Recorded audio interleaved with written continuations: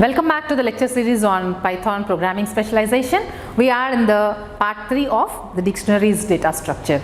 So in this lecture we'll be discussing how to iterate over the dictionaries and then what are the various built-in methods that can be used with dictionaries and what is the application of dictionaries when compared to the lists and tuples, and moreover we'll see aliasing and the copying, what is the difference between them. So aliasing is basically creating an alias name to the other data object, right? So here D1 is the data object I already have, which is a dictionary, and I am assigning D1 to D2. That means D2 and D1 hereafter will be pointing to the same object, that is the dictionary with these list of elements. Hereafter whatever the changes I make to D1, that will be affected to D1, and whatever the changes that I make to D2, they will be affected to D1 also, because they both are pointing to the same object. These two are references to the dictionary object.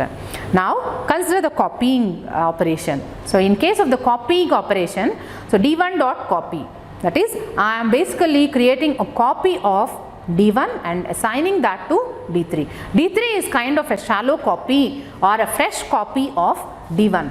A new object of the same values will be created and that will be assigned to D3. That is how if I make any changes to D1, that will not be affected to D3 at all. Even if I change D3, that will not be affected to D1 even. So that is the difference between aliasing and copying. Aliasing is basically you are giving another reference to the same existing object, whereas copying is you are creating a fresh copy of the existing object. So now let's see how do we iterate over the dictionaries. Basically dictionary is a collection of elements, it is having collection of elements, right? So now let's see how do we iterate over the dictionaries. The iteration over the dictionaries could be in three different ways. The iteration could be over the keys, or it could be over the values, or even it could be over the key and value pairs both.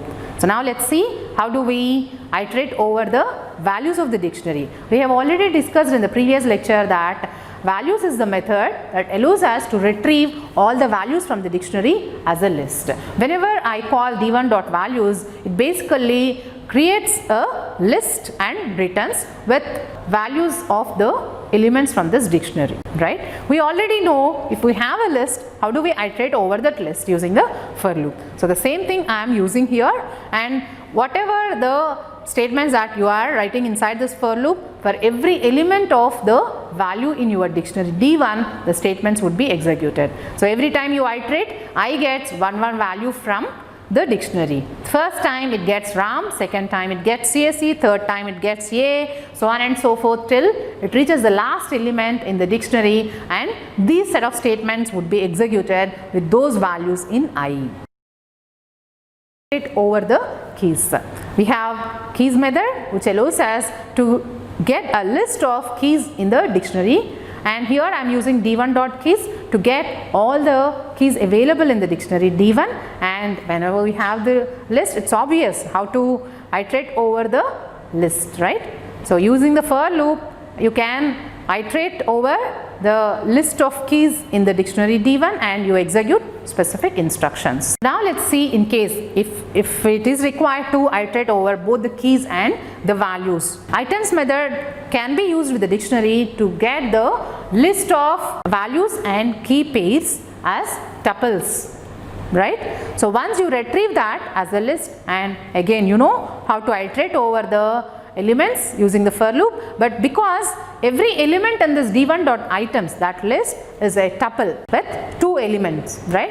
That is how with the for loop I am using two index variables I and j for I, j in d1.items, and you repeat these statements. For the first time I guess the first key value, that is name, and first value that is copied to j.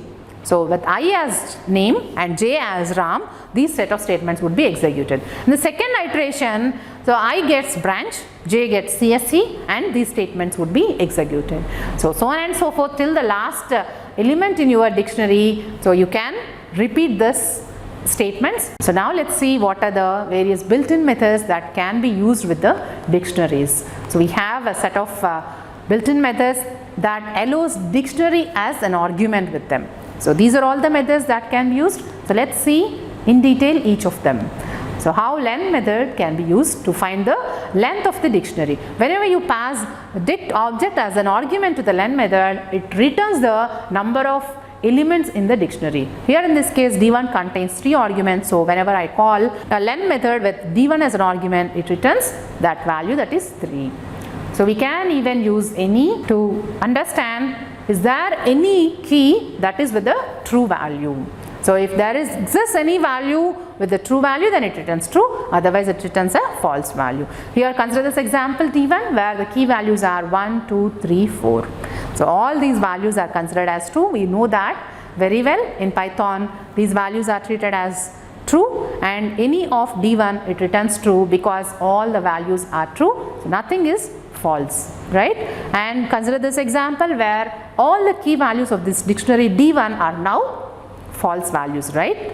So 0, false, none. All of them, they represent false values. So if I pass D1 to the any method, then it returns false because nothing is there that represents the true value in case of the D1 dictionary, right?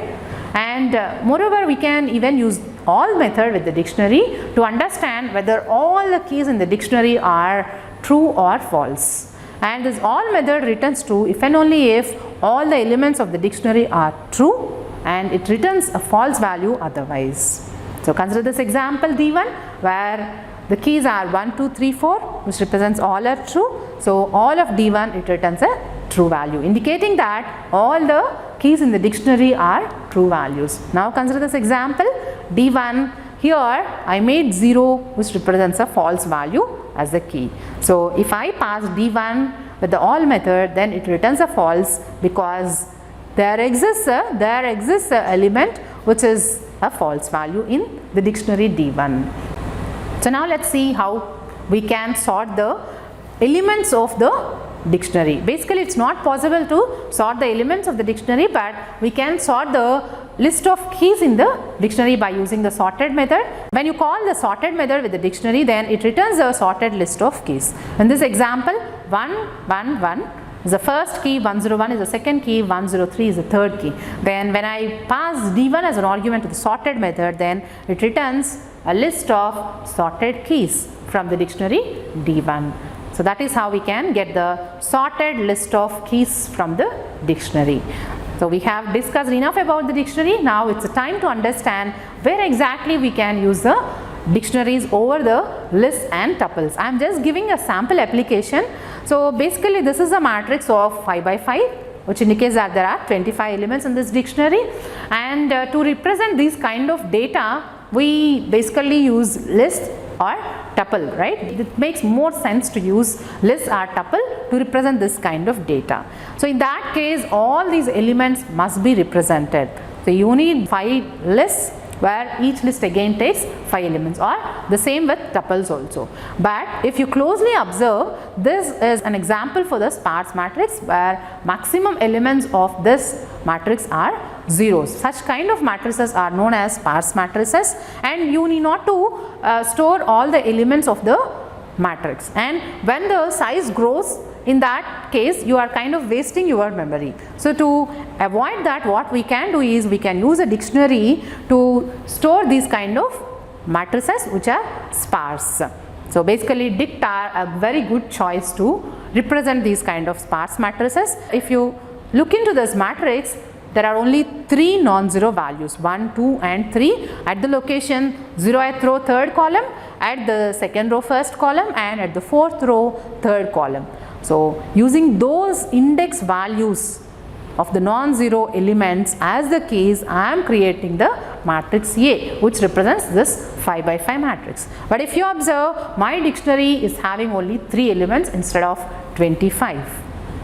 Okay, so that is how we can represent these kind of sparse matrices using the dictionary. Now once created, then how do I retrieve the elements from the dictionary? So we know that we can use the key value along with the index operator to retrieve any particular value associated with that key. So I am passing a of 0, 3 to return the first non-zero element, that is 1. Similarly, I can use a of 2, 1 as a key to get the second non-zero element, so on and so forth, right? But what about a 0 value? Here in this dictionary, if you observe, we are not at all representing a 0 value, we are representing only non-zero values. In that case, how do I know that it's a non-zero value? So that can be fixed with the help of the get method. So instead of using this index operator with the key, you just use the get method to retrieve a particular element from the key and use the default value as 0 along with the key. In that case, if the key is present in your dictionary, then that particular element is returned. If the key is not available, then it returns a 0, indicating that it's not available in the dictionary.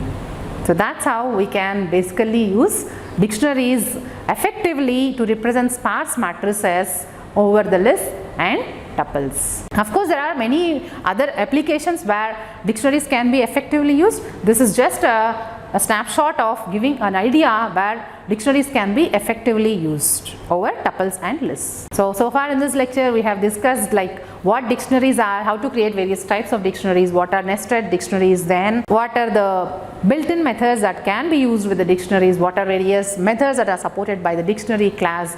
So all these things we have discussed, and in addition we have also seen what are the operators that are supported by dictionaries. I hope you understand all the details about the dictionaries, so you can use dictionaries comfortably hereafter in your applications.